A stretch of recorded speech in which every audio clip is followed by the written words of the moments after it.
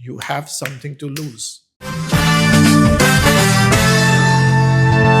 you think today dentistry is becoming more about business than medicine? Or what is your philosophy about it? So I think it's a way in which you approach dentistry. If you have a 50-year-old individual today who has a bad bite, who has got wear on their teeth, they're living well, no pain. They've managed to adjust with maladjustment, as we say. Um, but at the same time, it's not an efficient way to chew, eat, or live. And they have multiple other things that are coming along: gum recession, cracking teeth, etc. I think it is our obligation to tell them that yes, you can have invisible braces maybe today, but we can correct your bite massively just by changing the position of the teeth. People were shy to do that earlier. So people might say, "Oh, I'm 50 years old. Nobody said that to me. You're just trying to make money." So there's always a flip side to the coin and what you're looking at. So I think what is driven purely by health reasons can only be a form of medicine. And I always say to my clients that if I'm going to rehabilitate a big case, or if we are going to have multiple people come together to rejuvenate your mouth, my objective is how can I give you a healthy mouth for years to come? And the byproduct is going to be that you're going to smile better for the rest of your life. Do you get my point? Yes. So the drive behind what I like to do in aesthetic dentistry is actually that they benefit from a healthier, better mouth, better teeth, better gums, better ability to eat, chew, digest their food, Better sleeping. and psychologically feel better with the smile that comes along because they feel good about themselves. There are a few cases where, and people don't realize and understand that when even comes to orthodontics, for example, for children, a lot of times the orthodontist is seeing what is going to be the issue later on in life with the breakdown of teeth if they were not in the right position. But most parents feel we want to go to the orthodontist because he has crowded teeth and we want straight teeth. That's what the objective is. But what we are trying to pursue, what we're trying to achieve, what we're trying to gain and give is a healthy mouth for a lifetime. You know what I mean? Yes. But at the same time, there are some cases where it is not purely a health reason, but it is a vanity reason. Some practices very proudly promote that as their benchmark for treatment. We do natural veneers. I don't know which tree they bring them from, but there's no veneers in nature. We make them. But at the same time, and I do some cosmetic, so-called dentistry or aesthetic dentistry, which is purely aesthetic in nature. But I have also seen that when you do that, you can also improve function if you understand what you're doing. So as I said, if it is driven by function or by health, it can truly be something which is a medical aspect, or the greater aspect is the medical aspect. And your point of view is that it is becoming more of a business, and I see in some cases, sadly, yes, it is. I have noticed that. And you mentioned veneers, so I read about it online. Most of the time, they said also they can damage your teeth. Mm-hmm. What do you want to reply to this comment? There is nothing, and I call it when people say that I have been to a dentist and they said we can do some bonding, we can do some no prep veneers where we don't touch your teeth, we put something on your teeth, and we can do what is called reversible dentistry. So if you don't like them, we take them off and you are the way you are. Take it with a pinch of salt because it's all bullshit. It is all bullshit. There is no reversible dentistry. Can you explain a bit better for someone that doesn't understand? Of What do course. you mean about reverse? What I mean to say is that some people go and say, I don't really like my smile. And the dentist says, we can do veneers for you. Just jumping without any treatment plan, without seeing what the patient really has, or what we can do. We can cut the teeth, do veneers for you. And I hear that very commonly. Or we can do some bonding for you. And you say, why bonding? Because I don't have to take anything from your teeth. I just have to add something. But you have to understand that when you add any resin or any plastic material onto the teeth, you have to prepare the teeth for adding them on. So you're using mild acids. You then use special glues, and then you add some material. It is very difficult, if not impossible, to remove it exactly where it was. Or no, it's impossible actually. So you will take away a little bit of the natural tooth away when you want to remove it in case somebody says, I don't like this, remove it for me.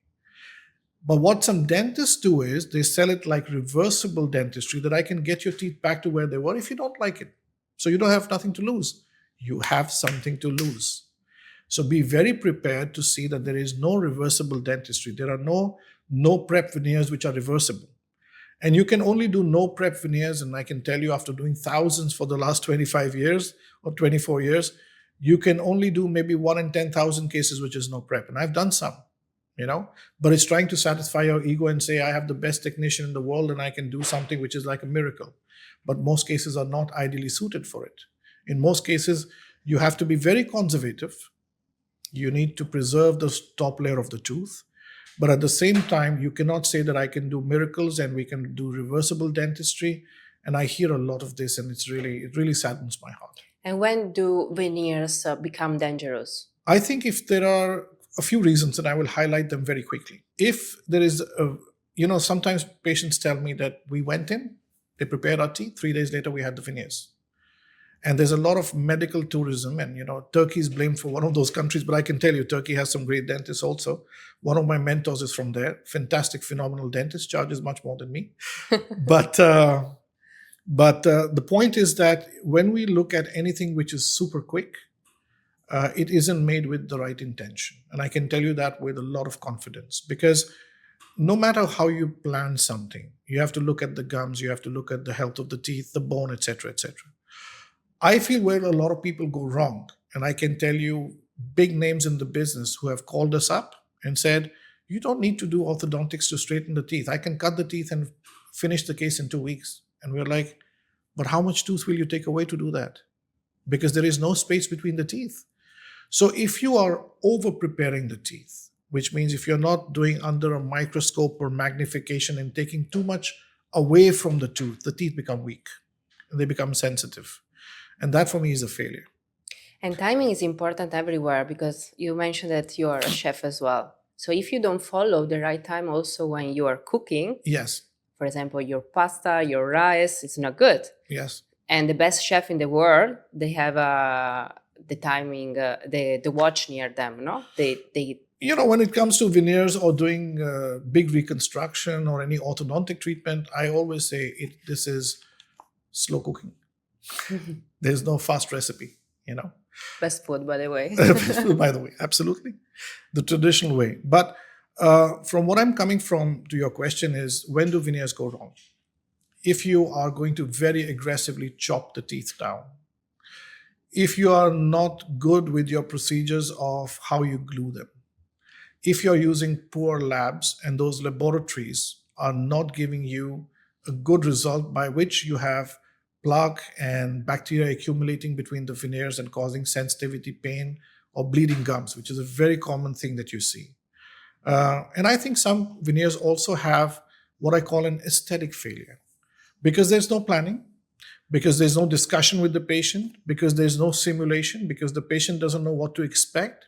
There's a big promise gap between I can make your smile look nice and now this is what you have, take it or leave it. There should be no promise gap.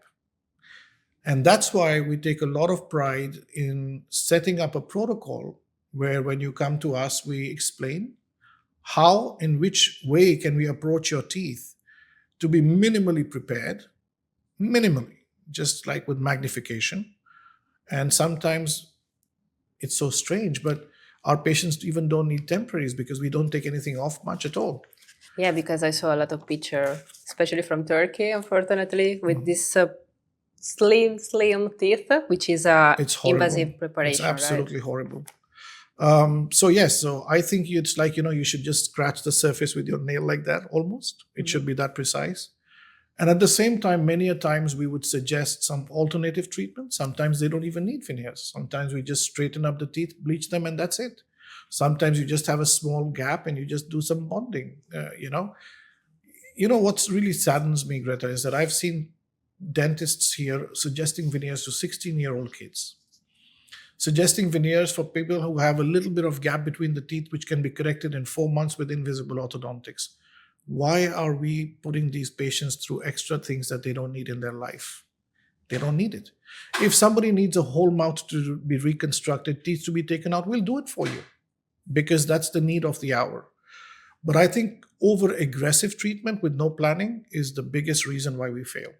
I think most of the young people that does veneers is because they smoke cigarette or drink coffee, so they want to cover permanently the bad color, let's say. What do you suggest to them? Like, if you do your veneers when you're very young, and then you keep smoking and drink coffee a lot, what they can do? How they prevent the failure of a veneers?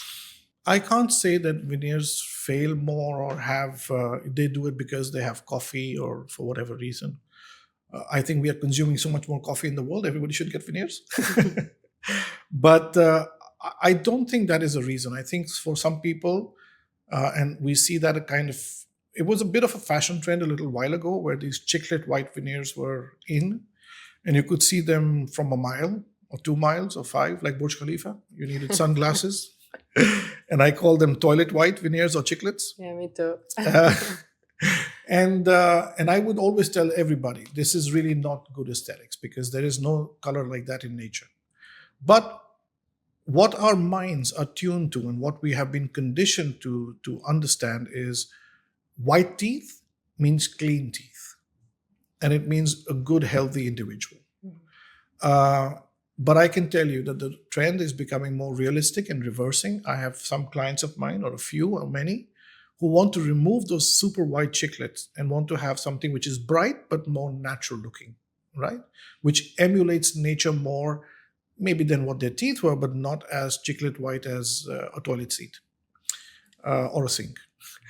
But the point is that when you do veneers, you are less likely to stain your teeth because they have no surface energy. And that's why some people feel like if I have veneers, I will not have too many stains, etc., etc. But that should never be a reason. And then internally there are that should never be a reason to do veneers at all. In fact, if you have gum disease or if you're not taking care of your oral health, you should never have veneers anyways. Simple as that. So I would say first take care of your health. If you're on extra caffeine, extra nicotine, cut that off your system. And then talk about oral health and approach it in a holistic, healthy way.